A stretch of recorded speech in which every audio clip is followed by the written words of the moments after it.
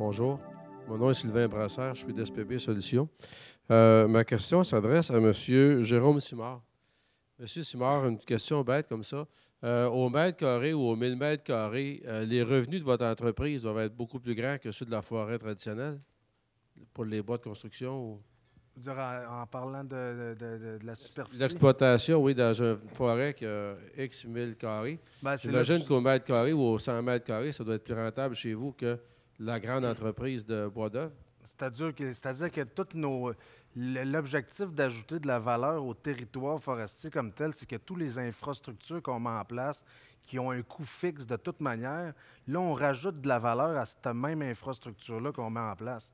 Donc, à ce moment-là, mon chemin qui me coûte 12 000 du kilomètre gravelé, à la place de mettre juste 3 000 mètres cubes de bois, qui vaut une valeur X, ben pour le même 12 000 je m'en vais rajouter des aiguilles, je m'en vais rajouter pour faire mon huile essentielle, je ramasse les branches pour faire des granules pour mon secteur biomasse forestière, puis je ramasse les plantes sur cette même infrastructure-là. Donc, le 12 000 pour la portion bois, je suis capable, en toute proportion gardée, de distribuer. Donc, mon coût au mètre cube de bois, moi, pour l'industriel qui fait du 2 par 4, il est moins cher parce que je suis capable d'amortir tout ça ensemble. Donc, ça m'augmente mes parts de marché des fois, mais je suis capable de baisser mes coûts. Puis d'un autre côté, à moyen puis long terme, ça peut stabiliser le secteur.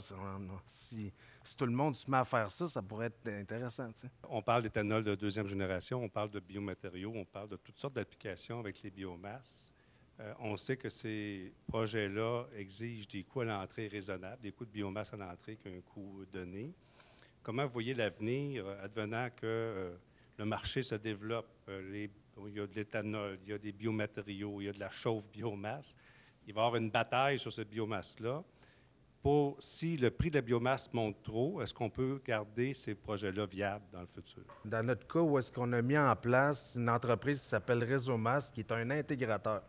OK, pour stabiliser un peu tous ces problèmes futurs-là, de ne pas être je te dirais, lié à l'offre et la demande. Ça a l'air ridicule ce que je dis là parce qu'on est tous reliés à l'offre et la demande, mais on se lie au niveau de l'approvisionnement en matières premières des fournisseurs, OK, qui sont payés en fonction d'un coût de transformation, puis il y a certains coûts variables qui sont, entre autres, mettons les granules. Je prends l'exemple des granules.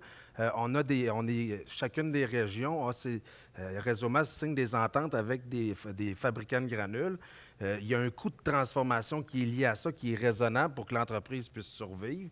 Puis, ça, c'est les coûts fixes. Les coûts variables sont la matière première, OK, la matière qui provient du bois ou des scieries.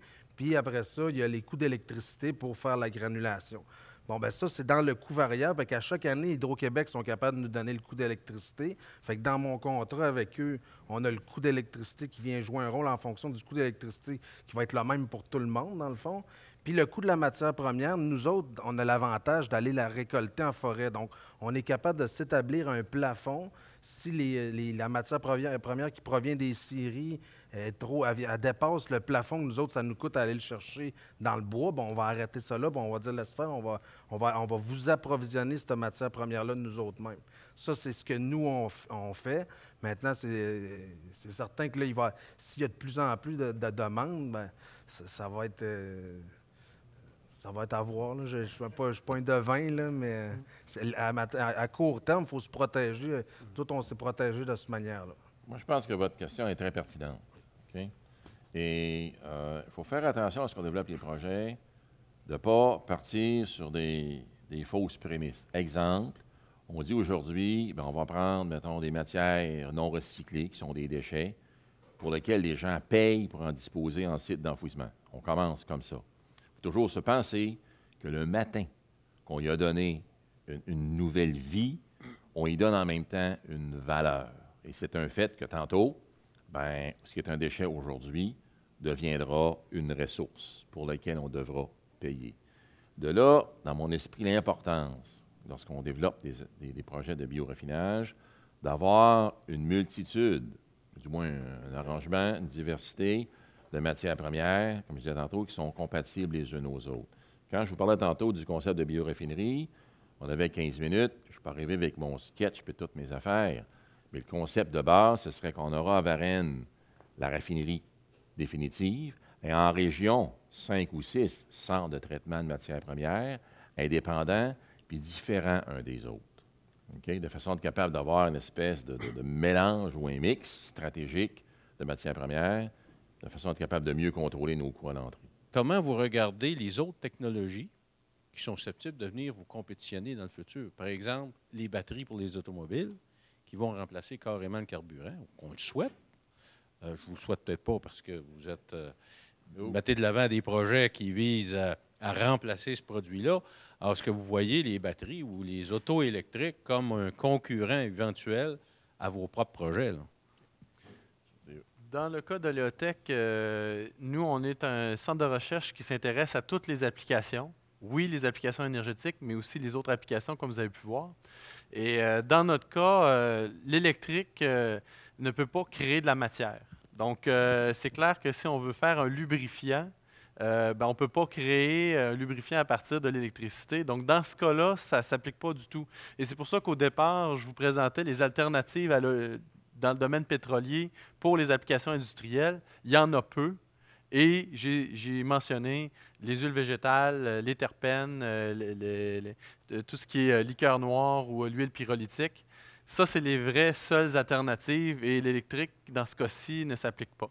Dans l'aspect énergétique, je vais peut-être laisser une place aux plus grands experts sur la matière. La question se pose à la fois au point de vue théorique, au point de vue pratique. Ce serait idéal peut-être que tout le monde fonctionne avec une voiture électrique. Okay? Ça ne se passera pas comme ça. Les changements ne sont jamais drastiques dans le monde. Il faut penser à l'ensemble du parc automobile et du parc de transport. Okay? Avant que tu aies une vanne qui opère l'électricité, qui fait Windsor, Fredericton, là, ça va prendre un bon bout de temps. L'autre élément, c'est que oui, c'est prometteur, les voitures électriques. Ce n'est pas encore au point, ni techniquement, ni économiquement. Et ça va faire la même chose. C'est que tantôt, probablement que si tu voulais que toutes les voitures du Québec, il y en a peut-être 8-9 millions, je ne sais pas qu'il y en a, l'électricité, va venir d'où ton électricité? Tantôt, tu vas être pogné de la même affaire. Tu comprends-tu? Et c'est pour ça que ma rengaine est toujours la même. Ce qu'il faut trouver, c'est une espèce d'équilibre dans l'ensemble du parc où c'est l'ensemble des technologies qui vont être mises en contribution. Et là, tu auras, probablement, mettons, des secteurs de transport plus adaptés ou plus pointus. Alors, peut-être que le transport automobile à l'intérieur de la ville de Montréal pourra être bien organisé en termes d'électricité. Les plus grandes distances vont rester sur les carburants liquides ou quoi que ce soit. Okay? Puis ce qui me laisse dire des affaires comme ça, c'est les exemples. Il existe depuis 10 ans au moins l'élimination de la taxe sur les carburants pour les véhicules qui fonctionnent au gaz naturel.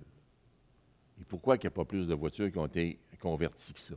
On a commencé peut-être l'année passée. Okay? Ça veut dire que ce n'est pas vrai que ça se fait d'une façon rapide. Puis il faut tout le temps penser que si le secteur va trop rapidement, bien, il met beaucoup de pression sur son propre environnement puis il se tire dans le pied lui-même. Moi, dans ma tête, là, je ne vois pas la compétition comme étant négative. Je la souhaite. Parce que plus qu'il y aura de gens impliqués dans le thinking des nouveaux carburants, des nouvelles technologies, ça veut dire que tout le secteur va prendre de l'ampleur en même temps. C'est ça qu'il faut penser. Perçu comme ça cet après-midi. On parle de bioéconomie, mais ça ne veut pas prétendre que toute l'économie va être bioéconomie. C'est pas vrai, ça. On va automatiquement, pas automatiquement, mais sûrement rester dans une économie hybride, où il va y avoir une partie qui va être bioéconomie, puis une partie qui va être autre. Parce que même si on utilisait toute la biomasse disponible, avec les méthodes les plus efficaces possibles, on n'est pas capable de produire même tous les besoins qui sont là. Donc, le but, ce n'est pas tellement... je ne pense pas que la compétition va être là. Elle va être, comme je suis d'accord avec Jean, elle va être plutôt encourageante, la compétition. Dans le sens suivant, c'est que la compétition va te forcer, entre guillemets, forcer si tu veux, à moyen terme en tout cas, à aller vers les produits qui sont les plus efficaces dans telle utilisation plutôt que dans telle autre. Et ça, je pense que c'est très souhaitable. On parlait beaucoup tout à l'heure de l'approvisionnement en matières premières pour les produits de seconde génération. Oui. Tu as parlé de centres en région ou en province qui seraient des centres de cueillette où on valoriserait le produit pour qu'il soit disponible pour l'usine comme telle. Oui. je regarde présentement au Québec, la collecte des déchets est contrôlée par des multinationales américaines qui ont des contrats avec les villes. Oui. Comment tu vois l'intervention? Vois-tu des interventions gouvernementales éventuellement ou c'est vraiment le secteur privé qui doit s'organiser parce que ça va augmenter en valeur beaucoup, ça va augmenter la valeur du produit? Comment tu vois de sortir de ce dilemme-là? Bien, dans le fond, il y a deux volets dans ta question, si j'ai bien compris. OK? Quand j'ai fait allusion à des centres de préparation en région, j'étais du côté de la biotechnologie. OK? Donc, produire des sources de saccharides alternatives à l'amidon, OK? Qu'on pourrait faire, par exemple, dans la région de Joliette avec le chanvre qu'on parlait tantôt, dans la région de l'Outaouais avec le millet perlé sucré, etc. Ma rengaine est toujours la même. Il ne faut pas chercher une plante unique dont la vocation est la production d'un biocarburant. Il faut trouver une plante qui a une autre vocation. Par exemple, je reprends tout le temps le chanvre, tu gardes la fibre longue, puis envoie-la dans un textile ou quelque chose comme ça, je ne sais pas quoi, dans un panneau. Puis le résidu, lui, on va le traiter, puis on fabriquera de l'alcool avec. OK? Donc, ce qu'on recevra à la raffinerie, ça sera une liqueur, une mélasse, quelque chose comme ça. Et ça, c'est faisable puis c'est montable. La problématique va être au niveau de la production même, parce qu'au Québec, on est quand même structuré. Il y a des, comme tu connais mieux que moi dans le milieu agricole, il y a des récoltes là, qui sont stabilisées, etc., en termes de prix. Donc, avant qu'on puisse convaincre les producteurs de produire de la biomasse d'une façon importante, on a beaucoup de chemin encore à faire là-dessus. L'idée, c'est de leur créer un marché pour leurs produits. Okay? Et là, quitte à avoir des contrats de production, comme c'était dans les canneries dans le temps. Fais-moi 5000 tonnes de carottes puis 2000 tonnes de fèves dans l'année, on pourrait faire ça comme ça. Quand on parle au niveau des déchets, là, je m'en vais en thermochimie, tu as entièrement raison qu'aujourd'hui, la façon que ça fonctionne, c'est les MRC, normalement, qui ont la compétence en la matière. Ils donnent des contrats de collecte, de transport et de disposition.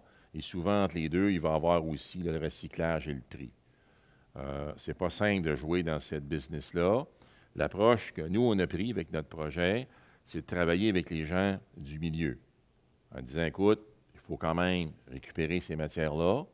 Au lieu de payer pour l'enfouir, on va garder la même structure pour le récupérer, le trier, le transporter.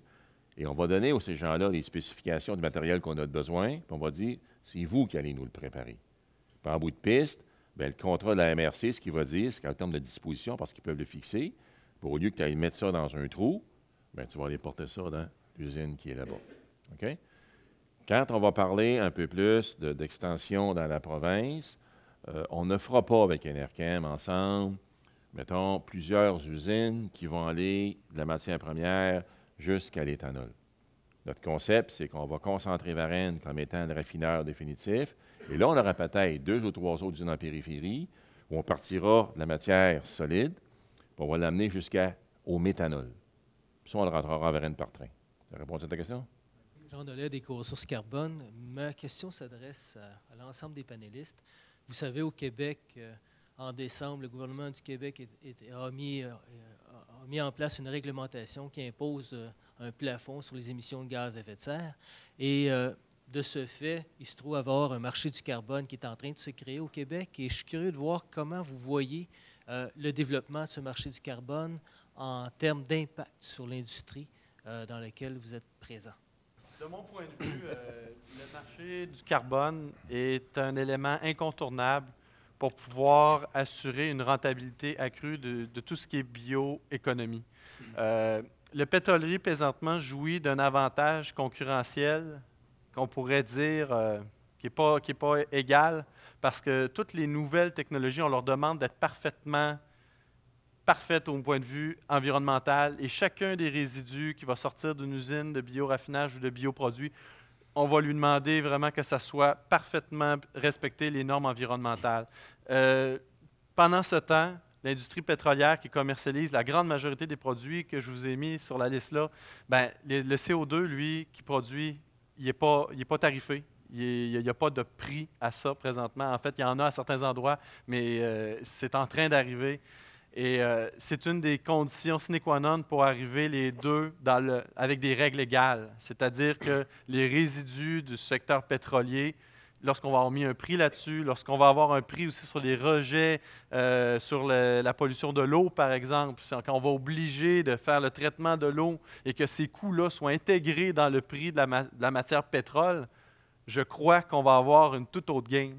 Et le secteur de la bioéconomie va se retrouver à armes égales avec le secteur qui est en place. Donc, tant qu'à moi, c'est obligatoire. Ça nous prend ça, que chacun des extrants de l'industrie pétrolière soit aussi intégré dans le prix. Puis, on comprend que quand on combine ça avec le peak oil puis avec un paquet d'autres choses, la matière première, le pétrole, ça va augmenter de prix. Puis, évidemment, ça va favoriser la rentabilité de tous les autres projets qui peuvent être issus de matières renouvelables. Et un conférencier disait la chose suivante, et j'y crois à cette phrase-là, pour montrer un petit peu, comme dit David, la nécessité de ça, c'est qu'il disait, les crédits carbone, il faut que vous considériez ça dans votre stratégie d'entreprise comme un de vos produits, de votre ensemble de produits. Parce que ça va faire partie des revenus. Sauf qu'il va falloir que ce système-là s'implante de façon adéquate et cohérente avec tous les secteurs. Si vous me permettez, Michel, un complément à la réponse. Nous, on vit extrêmement bien avec cette politique-là. Il faut comprendre qu'elle a été annoncée, elle est efficace normalement à partir du 1er janvier. On commencera à avoir les frais l'an prochain. Il n'y a pas aujourd'hui de marché actif tant que ça en termes de crédit. Puis si je mets quelqu'un en avant, c'est peut-être l'ordre de 5-6 piastres, donc ça ne vaut pas à peine beaucoup. Okay? Quand tantôt, je vous parlais du concept de la bioraffinerie, puis je faisais exprès pour prendre mes 4 modules, là, quand j'ai intégré dedans la biométhanisation, c'est exactement en fonction de cette question-là. Okay? Dans ma raffinerie future, la biométhanisation va déplacer, dans un premier temps, 25 l'utilisation de mon gaz naturel. Okay? Fait qu'au lieu que ça me positionne aujourd'hui où je suis à la limite par rapport à la norme gouvernementale, même si je récupère tout mon CO2, ils considèrent mon gaz naturel là-dedans, bien, en venant déplacer 25 de mon gaz naturel par le gaz, biogaz, qui ne rentre pas, lui, dans le calcul, bien, je viens à ce moment-là sécuriser mon entreprise, puis là, créer à l'interne des crédits qu'éventuellement, je pourrais vendre sur la bourse du carbone au Québec. Je pense que c'est comme ça qu'à un moment donné, pour n'importe quel projet qu'on crée, il faut l'avoir, cette vision-là. Aujourd'hui, dans mes bilans, j'ai une ligne, c'est marqué crédit de carbone avec 0. Puis lui ici, il fait ça. Mais dans le temps, à un moment donné, on va en vendre tous les deux, puis notre ligne va tout augmenter. Il y a également un élément, je pense, qui est important, puis mon confrère d'Aléotech l'a bien mentionné. La problématique qu'on a dans les nouvelles technologies, quelles qu'elles soient, parce que si vous remarquez, tout le monde parle d'une référence par rapport au pétrole. Il est partout, le pétrole, qu'on le veuille ou pas. Et les règles de base ne sont pas les mêmes. Exemple, vous êtes dans le business, donc vous faites des analyses de gaz à effet de serre, de cycle de vie, de toute la régine. Okay? Si vous êtes un producteur de biocarburant, il y a à peu près 60 intrants que vous allez devoir rentrer dedans. Okay? Ça, c'est votre scénario tel quel. Le scénario de référence, qui va être le pétrole, il va avoir une ligne. C'est un chiffre qui vient de Ressources naturelles Canada, puis il dit, tu prends ce chiffre-là, puis tu plugues ça là-dedans. Essaye de trouver qu'est-ce qui est inclus, tu ne le sauras pas. OK? Fait qu'à ce moment-là, présentement, ça fausse jusqu'à un certain point, je dirais, les débats et les possibilités, parce que tout le monde a le feeling qu'on n'est pas là à armes égales. Mais dans le temps, probablement que ça va se restabiliser, puis c'est avec des règlements comme le cap and trade qu'on va atteindre ces éléments-là. Tout nouveau produit actuellement, que ce soit un plastique biodégradable ou un nouveau produit, pour obtenir des normes qui vont satisfaire, par exemple, la construction, bien les biolubrifiants dans le domaine, souvent, il y a beaucoup de méfiance dans l'analyse de ces produits-là. C'est normal qu'on soit critique ou qu'on soit, entre guillemets, attentif, parce que ce sont des nouveaux produits. Mais je pense que, quand je disais dans ma présentation qu'il y a une vision du développement de la bioéconomie qui doit se faire, si on veut être capable d'accélérer le développement, bien, il va falloir que les organismes ou les agences de normalisation ou de standardisation, je ne dirais pas assouplissent leurs procédés, mais ne fasse pas peser un poids plus lourd pour les nouveaux produits que pour les produits déjà existants. Et ce qui est déjà le cas actuellement dans bien des cas.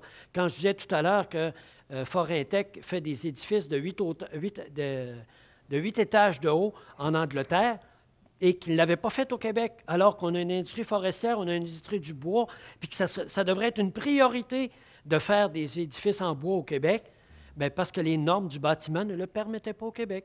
Puis que ça leur a pris 5 ans pour être capable de dire, bien oui, on le permet. Et ça devient un peu intolérable, entre guillemets, dans une croissance de la bioéconomie. Poursuivre sur la normalisation, j'ai siégé pendant un certain nombre d'années sur le Canadian General Standard Board, qui est responsable de certifier les carburants pétroliers au Canada. Et autour de la table, évidemment, les offices de normalisation, de standardisation, il y a des représentants du public, des représentants de l'industrie, des représentants de différents, les gouvernements aussi.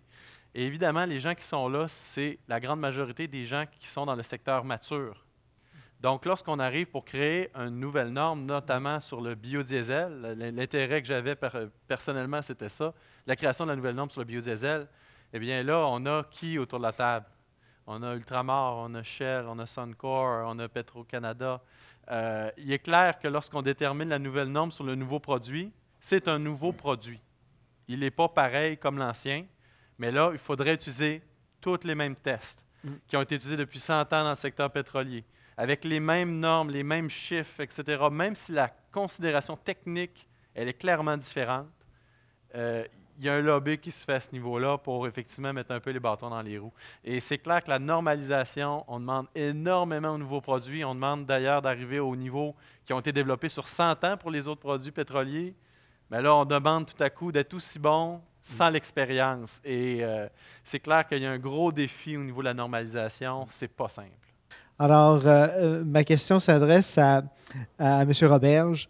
Alors, on en a parlé brièvement tantôt, mais la mise en place de la réglementation des carburants renouvelables incluait la nécessité pour les distributeurs d'inclure une portion dans leur pool annuel de carburants renouvelables. Et aussi, il y avait rattaché à cette réglementation une espèce de mini-marché où les producteurs de carburants renouvelables et les distributeurs qui performaient mieux que le standard fixé par le marché pouvaient obtenir des crédits qui étaient échangeables ou vendables à d'autres participants dans le marché. Je voulais savoir, dans un premier temps, est-ce que cette réglementation a provoqué chez des producteurs traditionnels des nouvelles relations avec des producteurs comme vous? Et deuxièmement, est-ce que vous avez vu au Canada ou personnellement, avec votre entreprise, des gens qui participent à cette espèce j'appellerais ça un mini-marché climatique? La première, c'est que le gouvernement fédéral, à compter du 1er janvier 2011, a imposé une teneur moyenne obligatoire de 5 de carburant renouvelable dans les essences au Canada.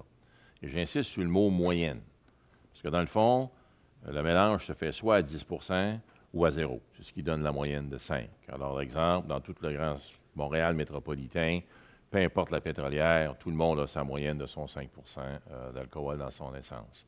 Alors ça, c'est en vigueur. Et oui, les pétrolières achètent nos produits.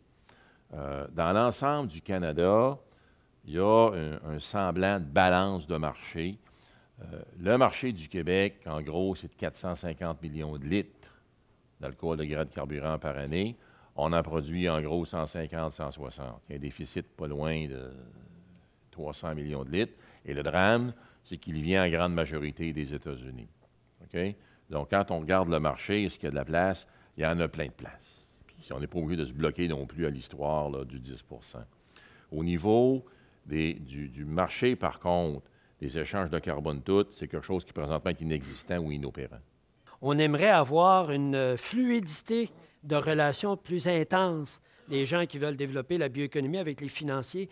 Y a-t-il des informations, des types de relations, des échanges que vous aimeriez avoir avec les, entre guillemets, promoteurs de la bioéconomie qui pourraient favoriser soit votre compréhension de ces nouveaux bioproduits-là, soit la dynamique de ces secteurs-là pour que, entre guillemets, vous soyez peut-être vous ayez l'impression que les risques ne sont pas si énormes que ça. De vos produits, j'entendais l'Europe pour les extraits des huiles essentielles, tout ça. Puis, c'est quand même des produits vraiment diversifiés. Comment y arrivez-vous? Je suis impressionné par ça, là. Vous n'êtes pas à Montréal, vous n'êtes pas... Nos activités traditionnelles, on a commencé par les restructurer comme il faut pour qu'ils soient rentables, pour qu'ils soient efficaces, efficientes, pour être capable de générer des fonds pour développer d'autres secteurs qui, éventuellement, vont nous permettre de supporter nos secteurs traditionnels lorsque ça va se mettre à aller moins bien dans ces secteurs-là. Fait que, au départ, c'est tout le temps les énergies, il y a beaucoup d'argent à investir quand même dans le démarrage de tout ça, puis de se faire backer. Quand j'ai parlé que chacun son métier, les moutons seront bien gardés. Ouais, mais nous, on essaye de faire nos contacts, on se promène dans des foires, on s'en va, on fait nos contacts nous autres mêmes. On est une entreprise coopérative, c'est une coopérative de travail avec des valeurs coopératives. On parle de valeurs d'emploi, puis tout ça, ça fait partie de faire affaire. On parle d'Ocofen, de faire le choix d'Ocofen, c'est une entreprise familiale qui a des valeurs similaires à nous. Dans nos contacts qu'on fait, c'est important pour nous autres là, d'avoir ce contact-là. Je ne veux pas passer par un tiers. C'est important pour nous autres. Fait que on apprend, mais on se fait conseiller, mais c'est nous autres qui faisons les actions.